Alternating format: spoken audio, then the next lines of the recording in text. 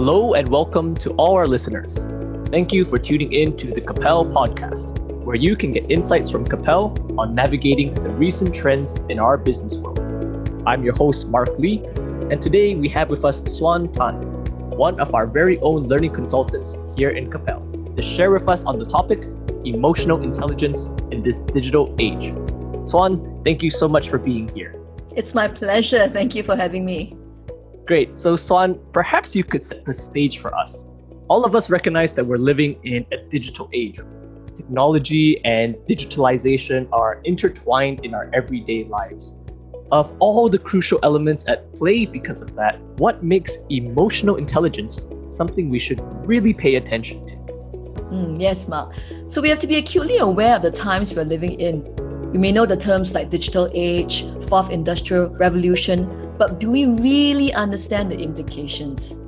We're in an era where we celebrate automation, AI, machine learning, rise of new and disruptive technologies in our businesses and workplaces. It is very exciting for us all. Yeah. But yet we all fear, about losing our value at work. Like, does my work really matter? Am I replaceable? Do I have the right skill sets? Now, these are some of the prevalent questions for many, many people right now. Yeah, I definitely agree. You've really extracted the essence of what's lying on many people's hearts when they're trying to balance their concerns of how to bring technology into their job while still remaining relevant. And perhaps we could articulate what's on people's hearts and minds this way. How will I, as a human being, differentiate myself from the technology at work? I think that's really one of the first questions we want to have a go at. Yeah, that's a very important question because I can't do the work faster or cheaper, when compared to a chatbot or an AI doing analysis. I think it comes down to our humanness. And by that, I don't mean our empathy, but our awareness and clarity of our feelings, our values, and ability to work with humans. So for example, if you're dealing with a chatbot, you get frustrated, you don't want to talk to the chatbot anymore, and then you face the customer service personnel. Now, by the time you face the customer service personnel, you're probably livid, you're disappointed, and you're wondering whether this human can solve the problem. Does this human understand you, get your sarcasm and all that? Will the person get you, right? So if I'm the worker, if I'm the customer service personnel, will I and can I do a better job in handling this customer? So my emotional intelligence will come to play, like my awareness, my self-regulation, and of course, my social skills. Yeah. Thanks very much for that insight, Suan. I think our attention also then turns to a second element of this question of differentiating ourselves, which is how will the humans at work in our professional spaces differentiate ourselves from other humans in this day and age? Another term that Daniel Pink used in this book, A Whole New Mind, Why Right-Brainers Will Rule the Future, for this digital age is conceptual age. So he's saying that we are living in an era of high concept and high touch. Creativity is the focus of the day. How can we provide services or products that reflect the high concept and high touch unless we have emotional intelligence, which encompasses empathy, resilience, and even vulnerability? I also think I should point out that the global high rate of change, our highly dynamic workplaces, with the focus on UX, like user experience, demands much more from us, the humans. The rapid change in job scenarios, job scopes, and teams, etc., require high self-awareness, self-management, resilience, and good social skills to make teams work. Yeah, I think you definitely touched on very key points there, Suan, which is a lot of people have this question that maybe they're afraid to articulate, will I be replaced by technology? I think what you're reminding us is that there's really a unique value that a human being brings to these scenarios and how to really capitalize on that, or really how even the technology seeks to capitalize on that humanness. So it's really something that we can't lose sight of, even with all the technology around us. Absolutely. So what are some steps then that people can take, bosses, organizations can take to be proactive in drawing out this people element for their own people and their stakeholders, especially given that there's a lot of rapid change and digitalization that's going on? I think the first step is not to shy away from emotional intelligence. Many people mistakenly think that EI, emotional intelligence, is about being soft, and nice. If Steve Jobs and Elon Musk can do without it, so can we. All right. And another myth that people have is that people with high EQ don't get angry and are pushovers. It means they're not assertive. Now, that is so wrong. Emotionally intelligent people have clarity of what they feel because their emotions lead them to know what matters, and so they make better decisions. So embrace emotional intelligence because that inspires trust and create great places to work where creativity is much needed right now. If you remember Elon Musk, he has this outburst, and if you can recall, it not only rattles the investors, it also casts doubt on him as a leader. That's so right. Unless you work in total isolation, emotional intelligence is a must. I think that's really helpful, Suan, to recognize what high emotional intelligence or emotional quotient, right, EQ is and it isn't. I think a lot of times, maybe because of prevailing culture, we think, we don't want to be too aggressive or we don't want to be too soft. So I think addressing how that balance is very important and the impact it has on your workspaces is so key. So I think many of our listeners would connect with that insight and say, yes, I want to be able to achieve that balance. I want to be able to achieve that high level of emotional quotient. Well, do you have any pointers on how they might start growing that emotional intelligence and quotient? I think one thing we can do at our workplaces is to hone our team interaction skills to be an effective team member or lead an effective team. Another thing we can do is to manage change for ourselves and others and have conversations about them. Such conversations surprisingly can be liberating and empowering, while it requires us to be a bit vulnerable and honest with the emotions that we're going through. Also, in this age, we have to be more relevant to our customers and stakeholders, to empathize with them and see things from their angle rather than from our own work processes and policies. I have to say that, many unempathetic business processes and practices have come about in the name of efficiency.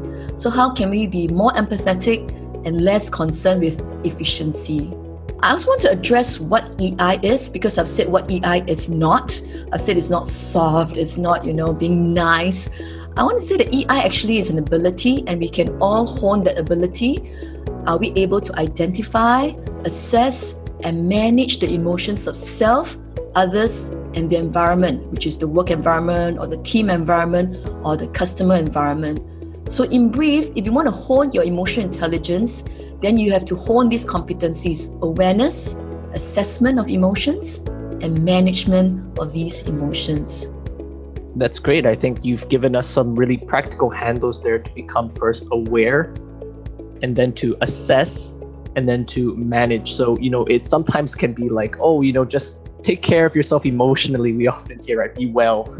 But actually, you've given us, when you dig down to the details, of a more logical process. First, you become aware, then you assess, and then you manage. So I think that's really helpful. And, it's interesting, Suan, because as you were talking about business processes, it really is in the business world, I think, a case where you have many people who are so proficient and are really experts at managing tasks or managing process. But I think what you're reminding us about here is that we've also got to become experts in managing people, first and foremost ourselves. Yeah, you're absolutely right. To manage people requires us to know people and to know ourselves as well. And it starts with really emotional literacy. Yes. Every emotion is information to a person of high EQ. And we use those emotions. We don't just put them aside and label, this is a negative emotion, I don't want to deal with it. This is a positive emotion, I want more positive emotions.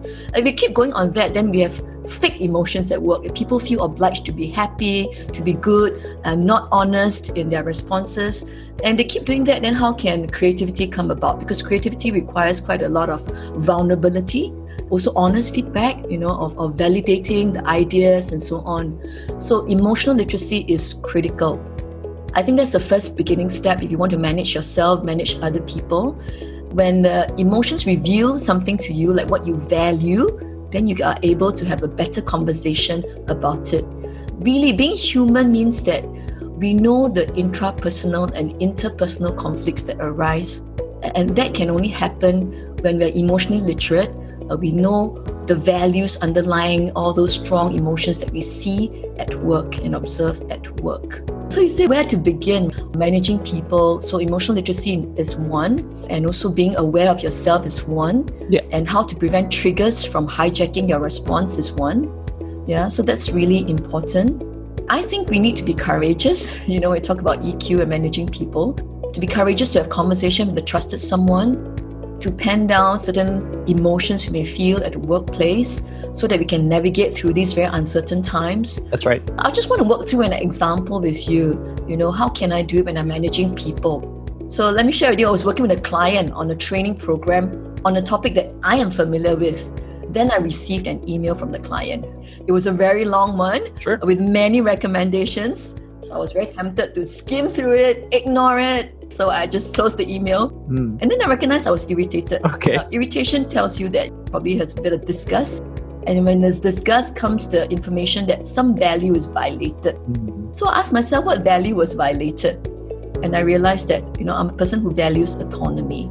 So being sent a long email with recommendations almost felt like I was being micromanaged. But yet at the same time, I felt obliged to respond because my other value was responsibility. So how do I navigate through these two values? And of course, others management means what is my client feeling and needing? Probably assurance, right? Yeah. So how do I get a win-win? Addressing my own emotions of needing autonomy, but being responsible and yet giving her assurance. So this is really about EQ, but you know yourself, you know your client, the person you're working with, and think through what can we do to get to our mutual outcome rather than being reactive and efficient. Yeah, I really like that example, Suan, because I think many of us can identify with that.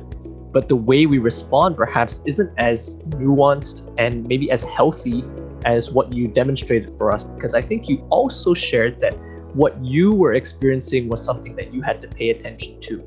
It wasn't just everything on the client side, right? Sometimes we have maybe a false or overly committed sense of service. It just, okay, I'm just going to serve the client and reply, but you haven't really taken the time to settle yourself first or identify that kind of emotional tension that maybe would have bled over into your response unknowingly. And then maybe it escalates from there. So just taking the time to settle yourself, get that clarity, resolve the inner tensions before you respond, I think is a really healthy way forward.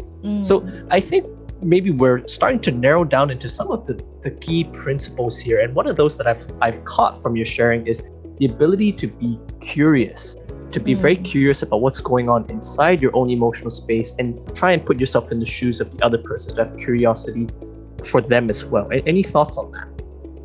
So curiosity is the beginning step, to be curious, not to be judgmental, not to be so task-focused, but to be curious about the emotions of others, the thoughts of others, the values of others. Another thing we need to do is, to develop good habits, because we all have bad habits of cutting people off when people object to our ideas. So if we could develop good habits when we are triggered or we have certain strong emotions, is to have ready scripts like saying, tell me more. Or, oh, okay, thank you for that perspective, rather than, yes, but why do you think that way, Right. So that is actually not helpful to really understand and navigate through these uncertain times, but to allow for further conversations through more highly emotional, intelligent responses would be helpful. Yeah, absolutely. So it's really about an awareness of both self and the person or persons you are engaging. I think that's what you're really helping us catch, Suan. And of course, being able to surface that and constructively engage with what's really on people's hearts and minds, especially with all the technological buzz around us, is just so important. As we are drawing to a close of our time here, Suan, I'd just like to ask if you have any closing thoughts or perhaps a particular takeaway that you think our listeners would really benefit from on this topic of emotional intelligence. My closing thought would be this: to be curious about what does it mean to be truly human in this age, where your left brain efficiency can be taken over by robots, AI, and so on. What does it mean for you to be really human towards another human, and to create services and products that actually humans would delight in, not just to be working for them, but they would delight in. So these are my questions for us all to consider. Excellent food for thought. Thank you so much for that, Suan. You're very welcome. And thank you to all our listeners, really, who we hope have been very curiously engaged and have had their own curiosity piqued from this podcast on boosting your emotional intelligence in this digital age. We hope that your curiosity remains engaged because we will be back with an upcoming episode on making impact through your digital presentations. For now, though, we thank you again for your time, and we look forward to having you on the next Capelle podcast. Goodbye.